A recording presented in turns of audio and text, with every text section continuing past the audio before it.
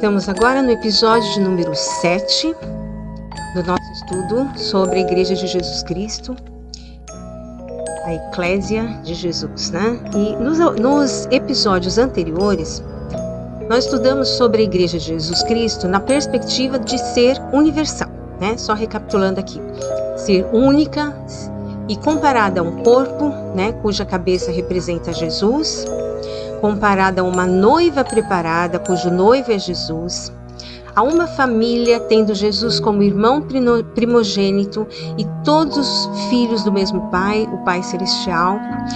E finalmente estudamos a igreja tendo como figura os ramos de uma videira, a qual representa Jesus, sendo o Pai Celestial o lavrador.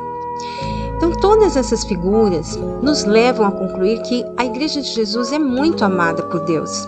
E tão amada ao ponto de Ele se unir realmente com ela por meio de Jesus Cristo. E na plenitude dos tempos, a Igreja, como uma só, terá o seu lugar glorioso junto ao Pai, Filho e Espírito Santo. Hoje nós vamos começar o estudo da Igreja, mas agora na perspectiva das suas expressões na Terra, fisicamente.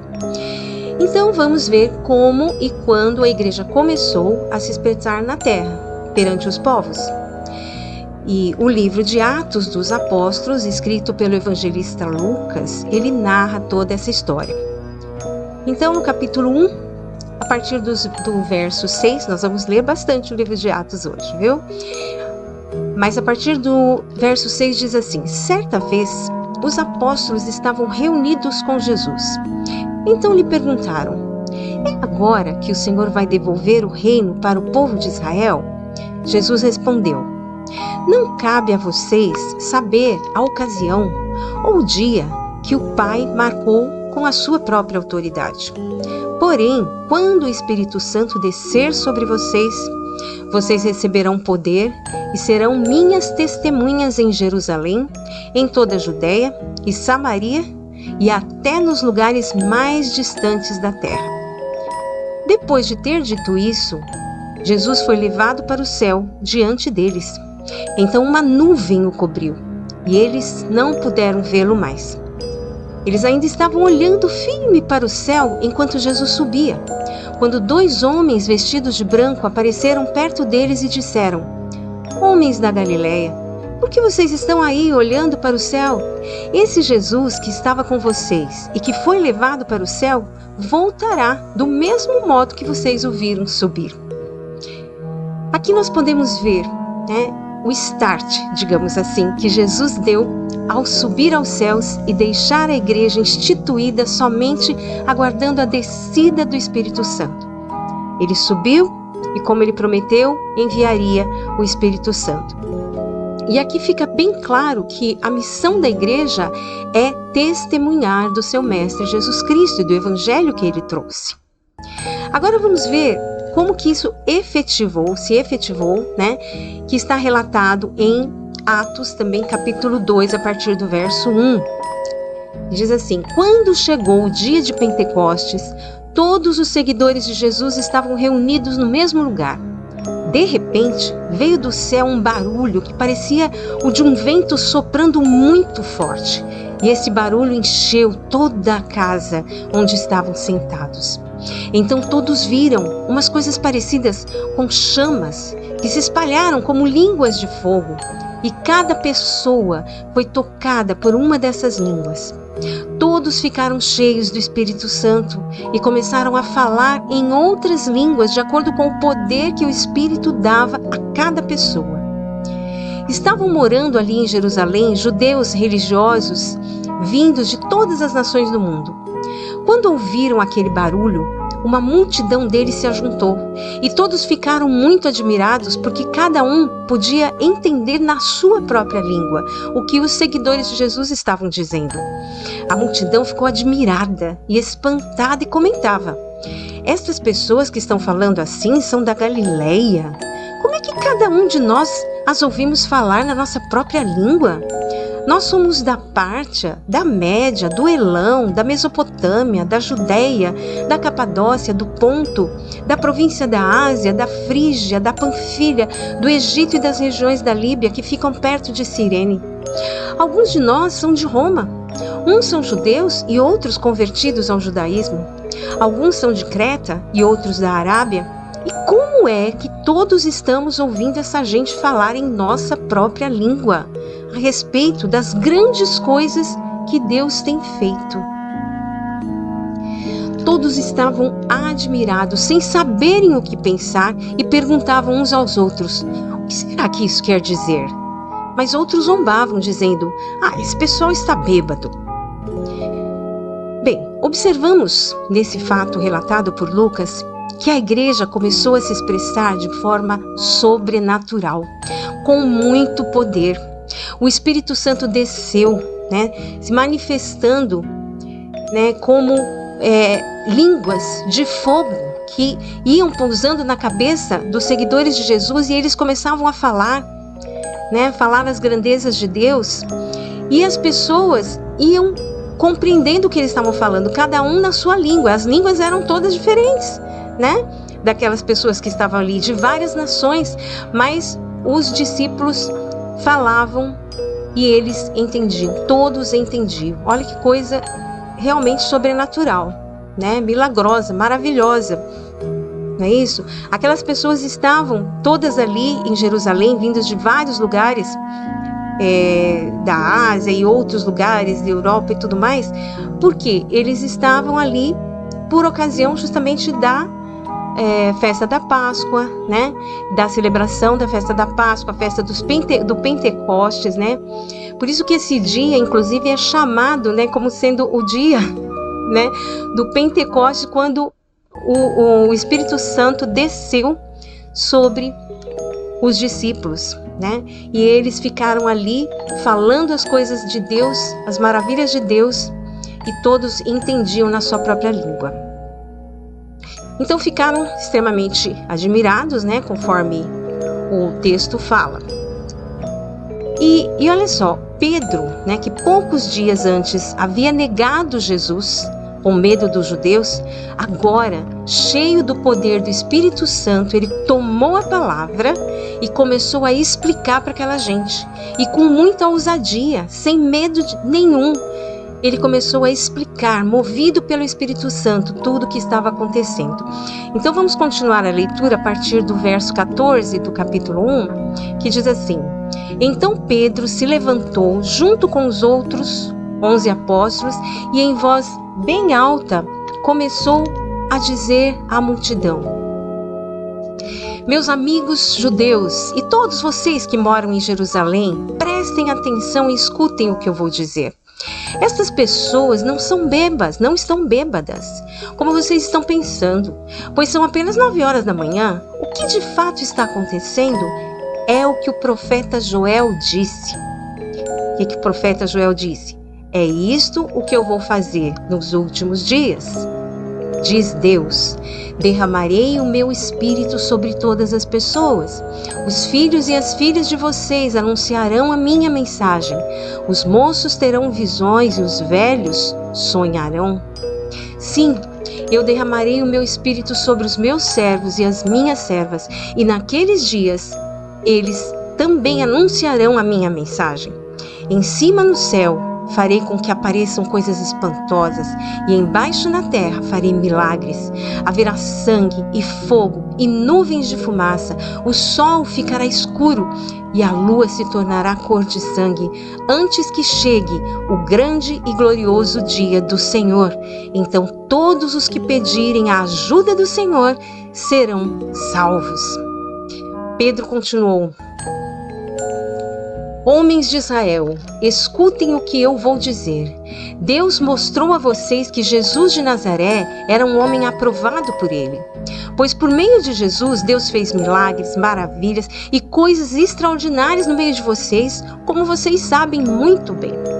Deus, por sua própria vontade e sabedoria, já havia resolvido que Jesus seria entregue nas mãos de vocês. E vocês mesmos o mataram por mãos de homens maus, que o crucificaram. Mas Deus ressuscitou Jesus, livrando-o do poder da morte, porque não era possível que a morte o dominasse.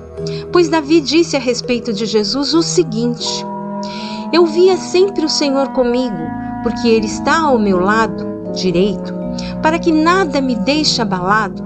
Por isso meu coração está feliz e as minhas palavras são palavras de alegria. E eu, um ser mortal, vou descansar cheio de esperança. Pois tu, Senhor, não me abandonarás no mundo dos mortos. Eu tenho te servido fielmente, e por isso não deixarás que eu apodreça na sepultura. Tu me tens ensinado os caminhos que levam à vida, e a tua presença me encherá de alegria. E Pedro disse mais isto: meus irmãos, eu preciso falar claramente com vocês a respeito do patriarca Davi. Esse grande líder morreu e foi sepultado, e o seu túmulo se encontra aqui até hoje. Ele era profeta e sabia que Deus lhe havia jurado que um dos seus descendentes seria rei, como ele. Davi sabia o que Deus ia fazer e por isso falou a respeito da ressurreição do Messias. Davi disse: ele não foi abandonado, o Messias, no mundo dos mortos, nem o seu corpo apodreceu na sepultura. Deus ressuscitou este Jesus e todos nós somos testemunhas disso, pois Jesus foi levado para sentar-se ao lado direito de Deus, o seu Pai, o qual lhe deu o Espírito Santo como havia prometido, e Jesus derramou sobre nós esse Espírito, conforme vocês estão vendo e ouvindo agora. Pois Davi não subiu para o céu, mas ele mesmo afirmou: o Senhor Deus disse ao meu Senhor: sente-se do meu lado direito, até que eu ponha os seus inimigos como estrado debaixo dos seus pés. Todo o povo de Israel deve ficar bem certo de que este Jesus que vocês crucificaram é aquele que Deus tornou Senhor e Messias. Quando ouviram isso, todos ficaram muito aflitos e perguntaram a Pedro e aos outros apóstolos: irmãos, o que devemos fazer? E Pedro respondeu: arrependam-se e cada um de vocês seja batizado em nome de Jesus Cristo, para que os seus pecados sejam perdoados e vocês receberão de Deus o Espírito Santo. Pois essa promessa é para vocês, para os seus filhos e para todos os que estão longe, isto é, para todos aqueles que o Senhor, nosso Deus, chamar.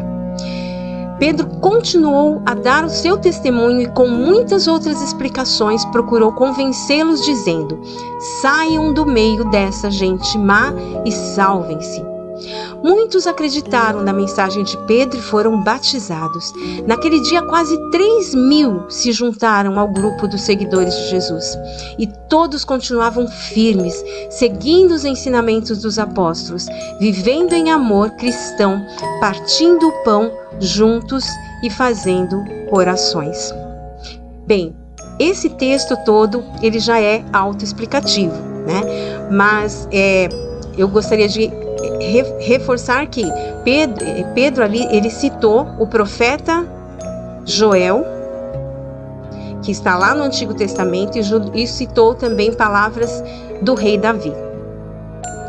O profeta Joel falou da parte de Deus, transmitiu aquela mensagem da parte de Deus, e dizendo o que iria acontecer nos últimos dias.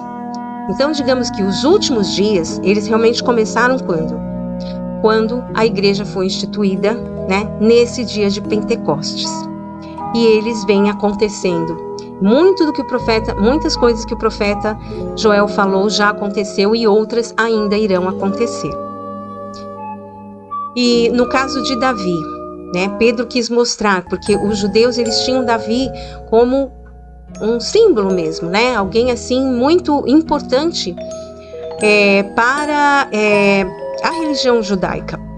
E o próprio Davi citou sobre Jesus, falou sobre Jesus, E mesmo assim, os judeus não entenderam, quando Jesus veio e crucificaram Jesus. Então, Pedro se esforçou também em explicar isso, porque havia muitos judeus, todos ali eram adeptos, do judaísmo.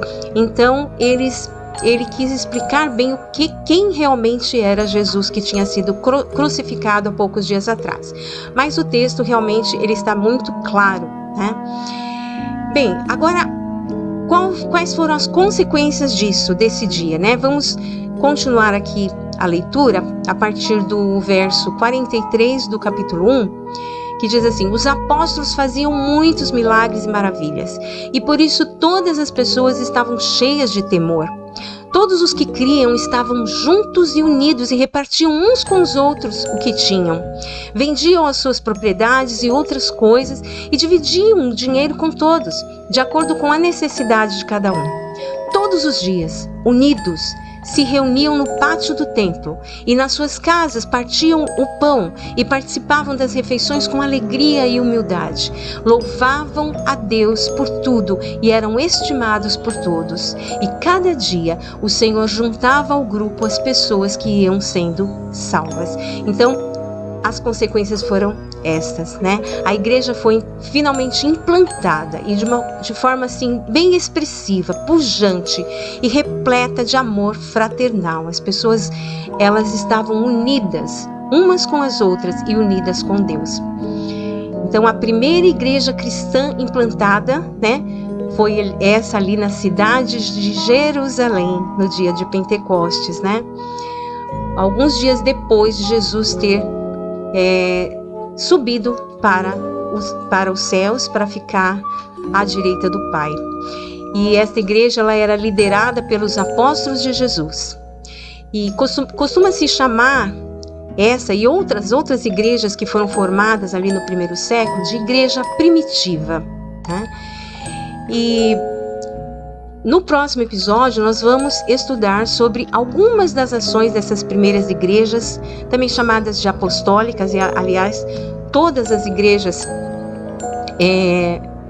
que vieram a partir dessa primeira igreja de Jesus Cristo, elas podem ser chamadas de apostólicas, tá? Por quê? Porque elas foram formadas no fundamento dos apóstolos de Jesus, né? Os apóstolos de Jesus Cristo, eles foram enviados, eles receberam os ensinamentos de Jesus, né? E depois Jesus os enviou para que eles fossem fundadores das primeiras igrejas cristãs. E assim o Espírito Santo iria, né, continuando esta obra e como vem acontecendo até os nossos dias.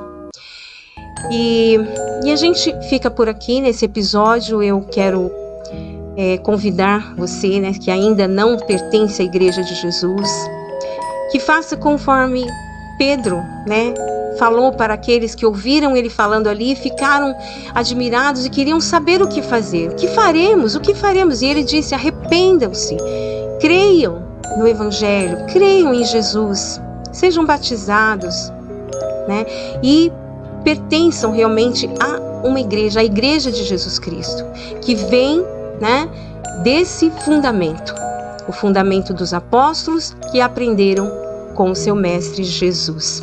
Então, eu convido a você a fazer isso, se ainda não fez.